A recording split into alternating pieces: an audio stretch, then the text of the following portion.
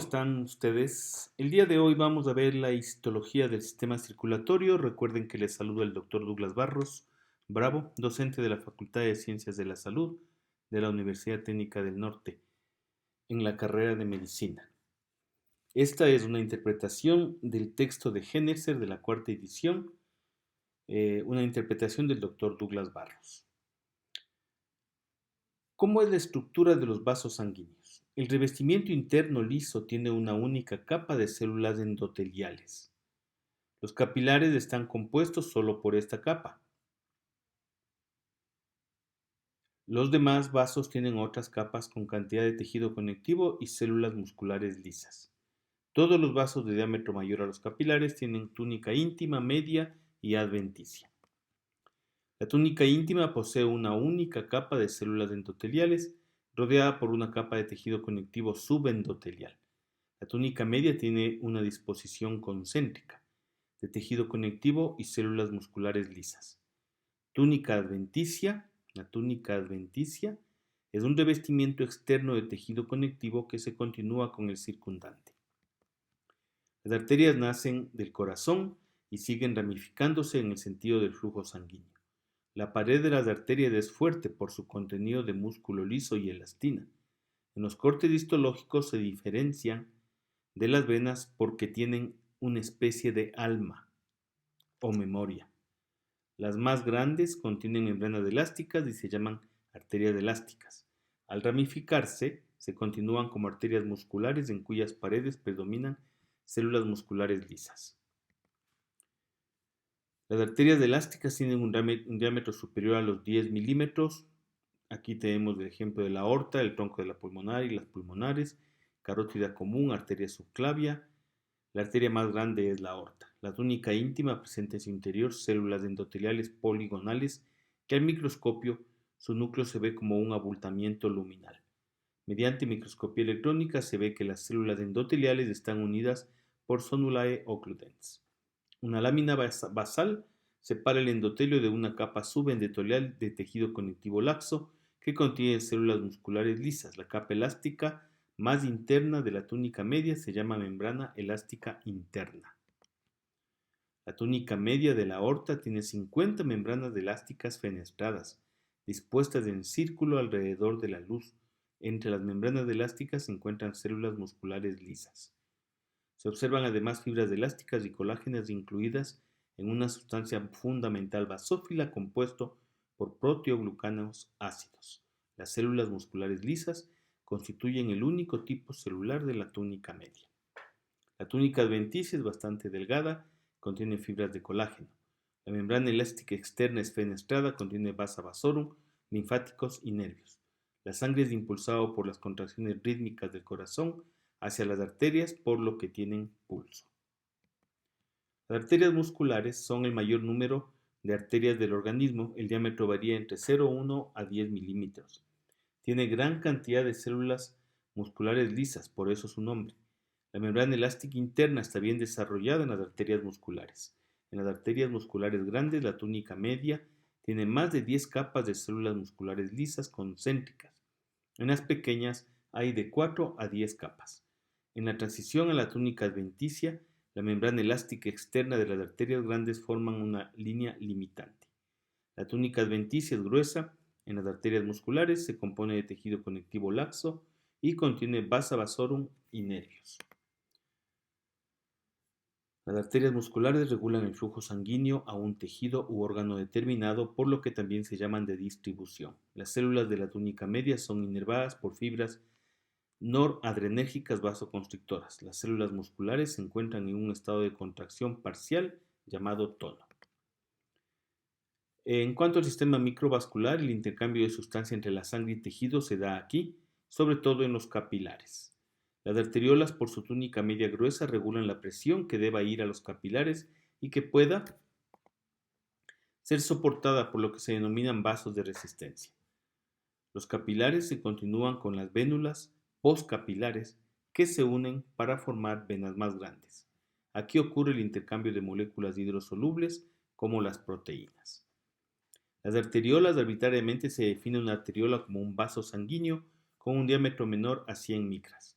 La túnica íntima se compone de células endoteliales aplanadas relacionadas mediante sonulae occludens y nexos. La túnica media se compone de 1 a 3 capas de células musculares lisas concéntricas.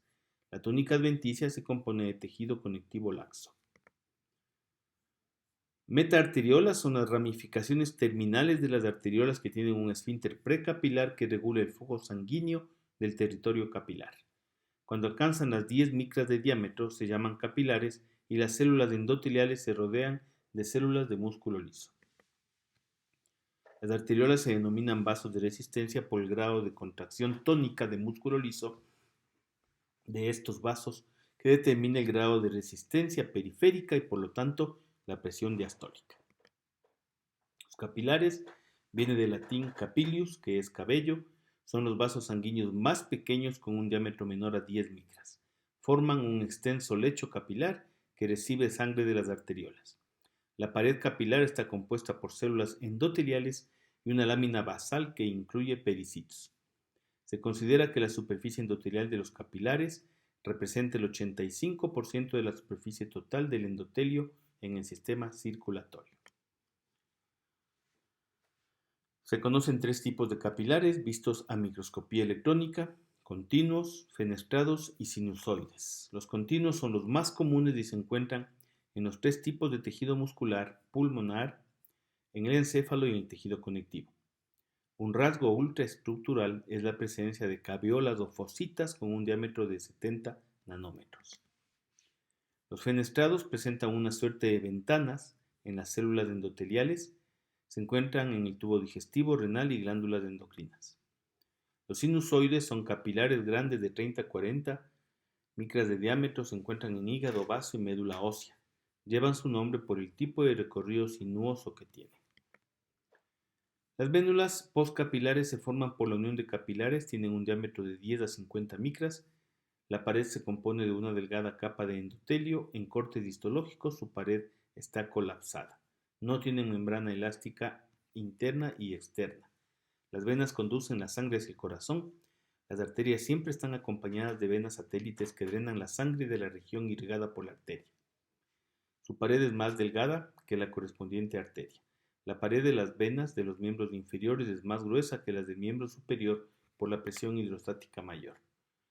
Tienen 3 túnicas: íntima, media y adventicia. Carece de membranas elásticas interna y externa. Son pequeñas, medianas y grandes. Las pequeñas tienen un diámetro de 0,1 a 1 milímetro, las medianas varían entre 1 y 10 e incluyen las venas de los miembros superiores e inferiores. La túnica íntima tiene células endoteliales. La media es mucho más delgada que la arterial, y tiene células musculares lisas. La adventicia se compone de tejido conectivo. Venas grandes se incluyen aquí las que tienen un diámetro mayor a 10 milímetros. La túnica adventicia es gruesa y se compone de tejido conectivo y células musculares lisas longitudinales. En cuanto a las válvulas venosas, en venas medianas con diámetro superior a 2 milímetros se encuentran válvulas a intervalos regulares. El borde libre está orientado hacia el corazón. Son pliegues de la túnica íntima con un núcleo de tejido conectivo recubierto por una capa de endotelio. La pared venosa donde está la válvula es más delgada, impiden el retorno de sangre, se encuentran en todas las venas que transportan sangre contra la fuerza de gravedad. No existen en las venas del tórax, abdomen, columna vertebral y encéfalo. El endocardio es la membrana delgada que recubre la superficie interna de las aurículas y los ventrículos. Se compone de células endoteliales poligonales aplanadas. Por debajo del endotelio se encuentra una capa de tejido conectivo denso que contiene fibras elásticas y células musculares lisas. Hay una capa subendocárdica de tejido conectivo que contiene vasos sanguíneos y nervios y ramificaciones del sistema de conducción de impulsos, que son las fibras de Purkinje. El miocardio son fibras musculares cardíacas que se mantienen unidas mediante nexos de tejido conectivo. En el miocardio auricular hay más fibras elásticas que en los ventrículos. En las células auriculares aparecen los gránulos atriales. A estas células se les llaman mioendocrinas. Contienen precursores de la hormona péptido natriurético atrial que causa aumento de la eliminación de sodio y agua por la orina y por lo tanto disminuye la tensión arterial. El epicardio es la hoja visceral del pericardio y junto con la hoja parietal forman el saco pericárdico. Está compuesto por una sola capa de mesotelio y una delgada capa submesotelial que contiene vasos sanguíneos y nervios. La hoja parietal es una membrana serosa con mesotelio. Las válvulas cardíacas están compuestas por pliegues de endocardio con placa de tejido conectivo denso. Los anillos fibrosos también contienen tejido conectivo denso. ¿Listo? Muchísimas gracias. Recuerden que les saluda el doctor Douglas Barros, el doctor Du, docente de la Facultad de Ciencias de la Salud de la Universidad Técnica del Norte. Muchas gracias.